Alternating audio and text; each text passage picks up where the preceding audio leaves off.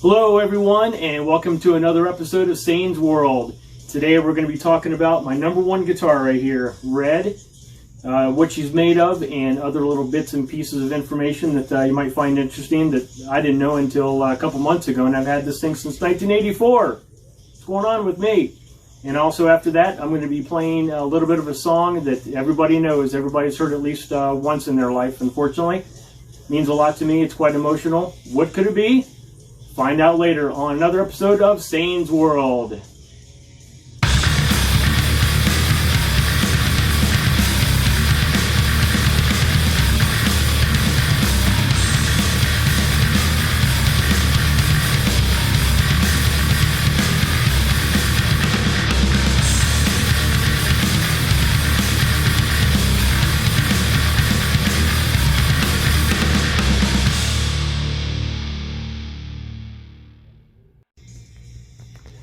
Alright, here is my new guitar workstation that I finished up earlier this year.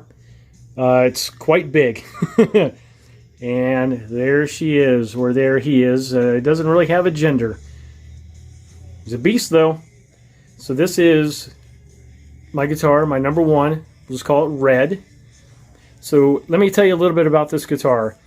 This is what I thought. Let me pick this up real quick here.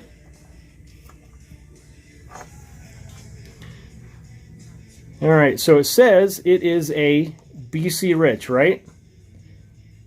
Well, I thought so for how many years? 1984 minus 2019, 2020 now. How many years is that? You do the math. This is not a BC Rich. It's not a BC Rich International. What is this? What could this be? Let me tell you what this is. So all guitars have serial numbers, and if they don't have a serial number, oops on somebody, because somebody probably scratched it out because it could be a copy or a fake. Turns out this guitar actually is a fake BC Rich. So I did a serial number search. Let me show you the serial number. So you see that? See how it starts with an R? So I did a serial number search, and I actually started on one of my other guitars that Althea got me back in 1981. It's a Gibson Flying V. It's called a V2, and that was it's almost like weird. They have like, it's almost like beer. You know how beer now has like born-on dates? Well, at least they used to, anyways. So guitars have born dates, if that's, you know, if they're certified and, you know, documented and whatnot. So this guitar was sort of documented. So back in the day, BC Rich had a guy working for them. His name is Ed Roman, and Ed Roman eventually left BC Rich to start his own company. Say that loosely. So I did a serial number search, and you know how it started with the R? Well, that's Roman. And the serial number is pretty much useless. So what this Ed Roman cat did was he would basically buy parts from BC Rich and some, you know, basically miscellaneous other parts from anybody else he can get a hold of, and put the guitars together, put the stamp of BC Rich logo on it, which, you know, happens to be on the headstock. And lo and behold, they're BC Riches, right? Wrong. So I call this an Ed Roman fake. Ed Roman fake BC Rich guitar. I bought this in 1984. Truth be told, I'm sure my mom probably bought it for me. I had a part-time job, but I don't know if that was 1984 or not. That didn't last long. But I might have used the money for that to buy that. Who knows? I don't know. So what I do know about this guitar is not really much. The things I do know about it, it's obviously a strat-shaped guitar. You can tell. Let me get close to the body again. So you can tell by the shape of the body. Look at those curves. Isn't that beautiful? Yeah. So that's a strat-shaped guitar.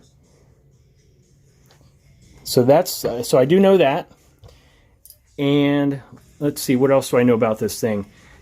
The fretboard is a rosewood fretboard, which a lot of fretboards are actually made out of. What the guitar is actually, what the wood it's actually made of, I have no idea. The neck, I have no idea what kind of wood that's made out of either. The tuners,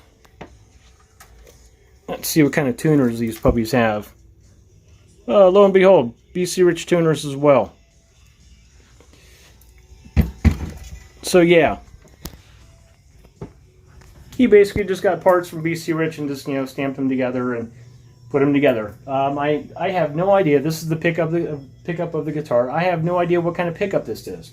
One of my really good buddies, his name's Don.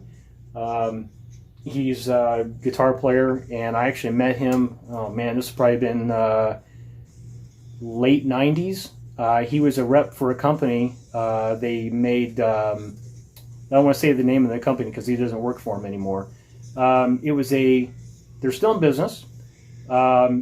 It's a modeling amp, I'll just say that. So he was a product rep. So he would come into the music store that I was working at, and we would kind of swap riffs and that, and we got to be pretty close friends. And still plays guitar this night. He is an amazing guitar player. Later in this video, as a matter of fact, I'll probably, if I can, if I'm still learning how to use this video editing program, let me put the name of his band in there somewhere, because they're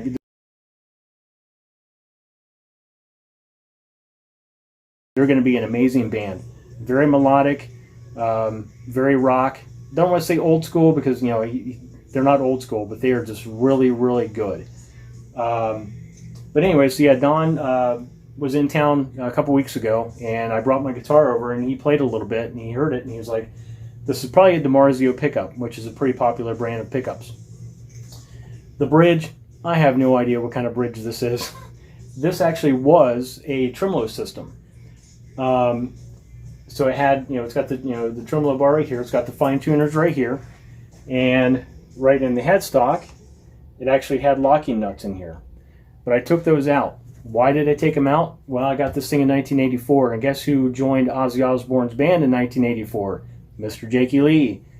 What did Jakey Lee not have on any of his guitars? That's right, a tremolo system. So I took this thing out, took the bar out, took the locking nuts out, and threw them away, and I haven't had any since on this guitar. So that's part of the guitar player's influence. So I have no idea what kind of body this is made out of. I would probably guess maybe basswood or something, you know, kind of inexpensive, but I have no idea. So it's got just one pickup, just one humbucker pickup. Humbucker means it takes out the hum out of a pickup. If you hear the humbucker takes that out. It's got basically a volume knob and a tone knob, and that's it, because it's only one pickup. Thing plays beautifully. Like I said, I've had this thing since 1984, and I've cleaned it up here and there. The thing is beautiful. I do have some cleaning gear, which I can show you in a later video, to basically just kind of cleans up the body and cleans out the neck, and also takes the fret wire and cleans those up as well. So the strings that I use, and I've used these since I was a little kid, I use Ernie Ball strings. But because I tuned down kind of low, I've had to go up in string gauge. String gauge is basically the thickness of each string. So I used to play with 8s, and 8s are really thin. When I would play, basically people would say, hey, Justin, why are you playing with spaghetti noodles? I don't know, they just feel comfortable and they don't hurt my fingers. So, but because I tuned down so low now, why do I do that? Because I actually like the way it sounds. I tuned down to C, which is actually 2 steps down. So to give you an example of what tuning is, if you take a band like AC/DC, they tune to just flat E, or what's called A440. 440 is like the hertz of the string. So they tune A440. If you take like a band, say like Poison, they tune a half step down. If you take a band like Motley Crue, they tune a full step down. I tune 2 full steps down just because I love the way it sounds. It's just really low and just sleazy and gravelly, and I just love it. So now I use 10s, but I was recommended that I should probably pick up some 11s, which I probably will because these are even still kind of loose. So there she is, my number one. I love this guitar so much. So this is my workstation. I'll show you this a little bit more in my in later videos, but I will show you this. This is a cheat sheet that I actually made of tunings for me. So D, that is again Motley Crue's tuning. This is a half step below that, and that is a half step below that. This is what I'm tuned to. Tune down to C. And some of these other stickers I've kind of picked up here and there. There's one for Rip Magazine, which is a long story. We can get into that much later. I got Kiss Army sticker. I'm a huge Raiders fan. Motley Crue is my favorite band of all time. There's the boys right there. That's old school. Circa 1984. I'm a Raiders football fan. This is a saying that I can't really pinpoint where I actually got, but it's a saying that I inherently believe in.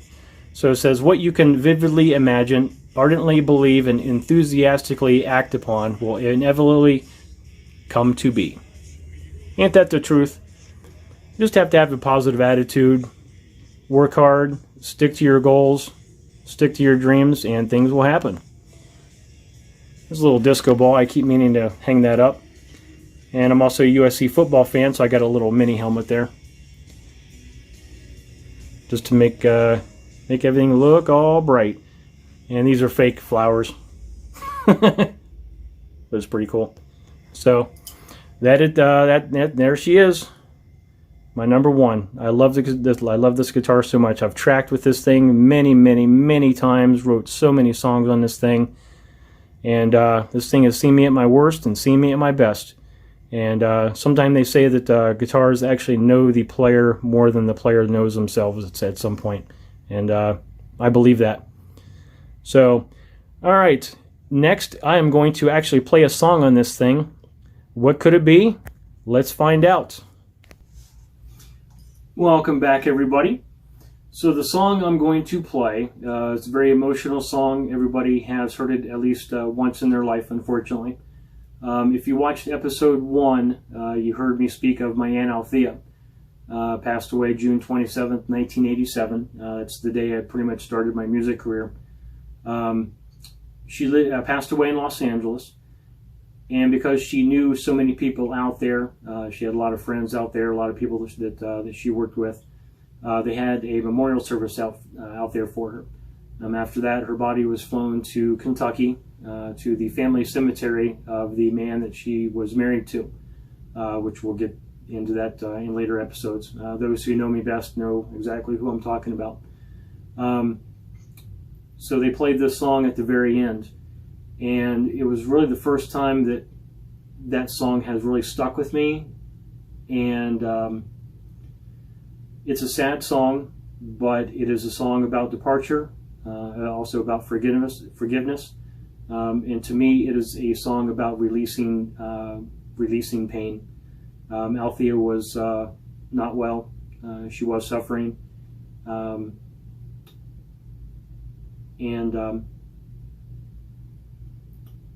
Yeah, it was very sad. So I'll be playing Amazing Grace. The version I'm going to play is not very technical. It's also kind of a shorter version. I'll only be playing about 3 verses. While I'm playing this, if you could, as we get older, we have people taken away from us. If you can keep those that you've lost in your mind while I'm playing this, I think it'd be good. So, hope you like it.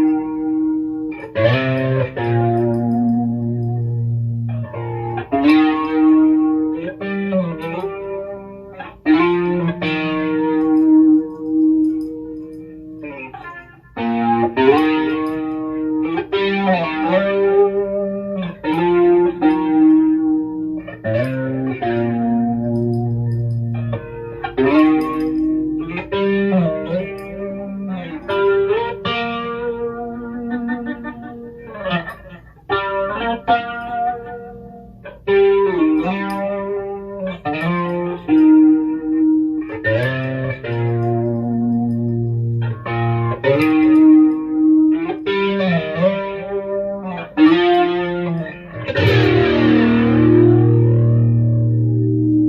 you everybody for watching. Be kind to everybody. Be kind to yourselves. Love each other. Peace. See you next time.